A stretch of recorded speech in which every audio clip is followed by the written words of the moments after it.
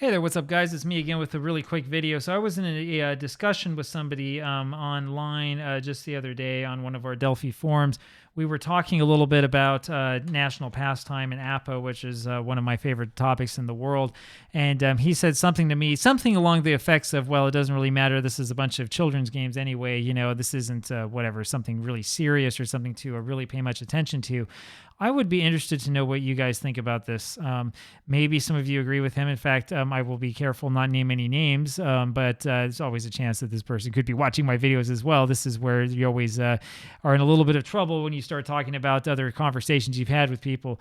But it's seriously something I want to talk about and want to think about a little bit, right? So if we look back on national pastime and what the board game, baseball board game industry was like when Clifford Van Beek created his game, as we have done in the recent past, we will see that there were a lot of so-called dice baseball games, right?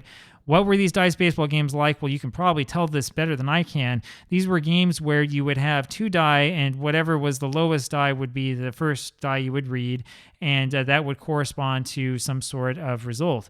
I mean, it's obvious when you think about this. Like, I remember I said this the other day, we're talking about playing, the paper football game where you got the kid up there with the goal post like that. Dice baseball's always been kind of the same thing, right? You can think, oh, well, if I roll like a 1 or a 2, it's a hit, and then a 3 is a, fly out, a 4 is a strikeout, 5 is like a walk, 6 is whatever, a ground out, or something like that, You can design it with the dice so that your men will hit for a realistic average, and if you use a second die, it's really easy to say, okay, well, with the second die, if I get this, or this, then this happens or that happens, right? That's where these games come from, right? This is nothing that somebody invented, right? The oldest of these games, according to that website that we looked at, had one die, and it was from 1884, and two of the results on the die was like O for out, which meant that the whole side was out, right? So you would have guys who would get like 4 out of every 6 times at bat would be a base hit because of how the game was designed.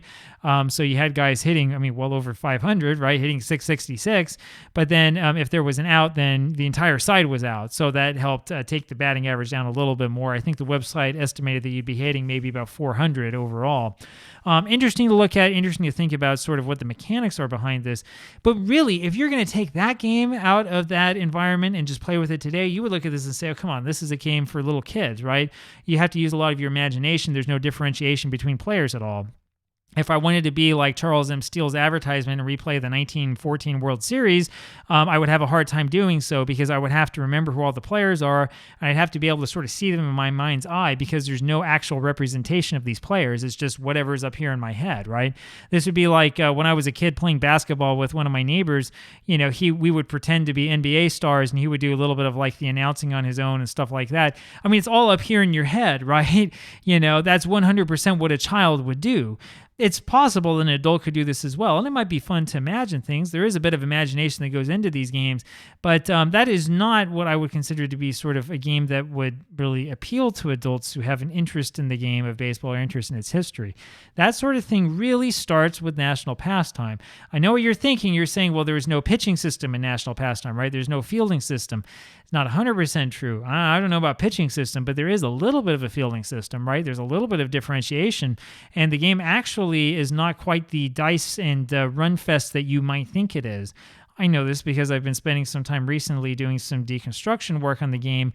This space pending, but there's a lot of stuff that's going on here that we don't talk about that we probably should, and that really the APBA Journal should have picked up on back in the 90s, and I'm really shocked and somewhat disappointed that it didn't, right? So I am looking your way, former AJ contributors and editors. We probably should have done a better job with this one when we had the chance. But the truth of the matter is that these games should not be thought of as just like children's playthings and children's toys.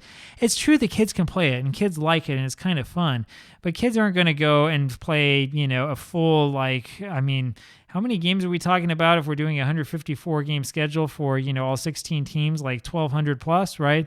Kids are going to play the full schedule, right? That's something that's for people who are adults who are sports fans, right? Coming around and saying, oh, this is just kid stuff and that the computer games are so much more sophisticated and better is not 100% true. The truth is that computer games and computer baseball simulators are also created by people who are people, like you and me, like J. Richard Seitz, like Hal Richmond, like Clifford Van Beek, even like Charles M. Steele, though I think that they're probably a little bit better than Steele was. Steele was mostly an advertiser. And because they are people, they have to use logic and have to use methods that are actually somewhat comprehensible that other people can understand. Why? Because they themselves are a person. There is no super fancy, amazing mathematical technique that's going to win us this game or make it better than this or better than that. I haven't seen that happen. The Diamond Mine baseball game is, in theory, supposed to take advantage of advanced sabermetrics and all of these techniques that most people don't understand. But I can tell you, as I've been playing in my replay, that there are problems. Some of the problems involve little things like, there being too many double plays because it might be the case that the fielding system is running a little bit hot, or it might be the case that there's some problems with how certain play results are derived in the engine itself. I can't tell you what's happening. I can't dig into the game engine unless I make a bunch of fakey teams and sort of dive in that way, right? But there's something that's going on. Right. So you have to remember this. You have to think about it like this. The fact that it's a computer game and has a closed engine doesn't mean that it's somehow like more amazing or more spectacular, right? The fact that it's a game that has a ball strike system doesn't mean that it automatically has like capital T truth and nothing else can, ever compete with it. There are problems with games that use pitch counts and use ball strike systems to measure fatigue. In fact, there are some problems today with the very notion that pitcher fatigue is so closely tied to numbers of pitches thrown.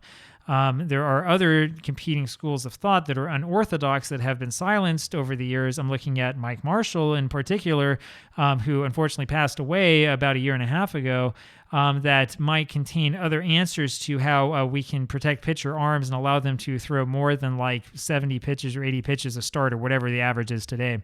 So there are different things you have to think about and different ways you have to sort of think outside the box, right? These are not just games for children. Right. The fact that the APBA journal in the old days was mostly read by people between the ages of like 16 and 24 or whatever it was is kind of irrelevant today because most people who play these games are retired and have retirement age. It doesn't have anything to do with age. It has a lot to do with your interest in the sport of baseball. If the games, the simulations skew older, part of the reason may be lack of advertising, as I've said before.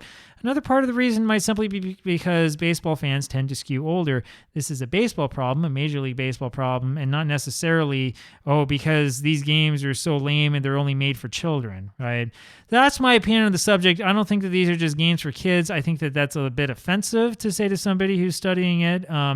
And in this day and age, I'm really surprised that people would sort of think that sort of thing, given how popular games like, Dungeons and Dragons and so on and so forth are. Anyway, that's it for me for right now. I will talk with you guys later. Bye-bye.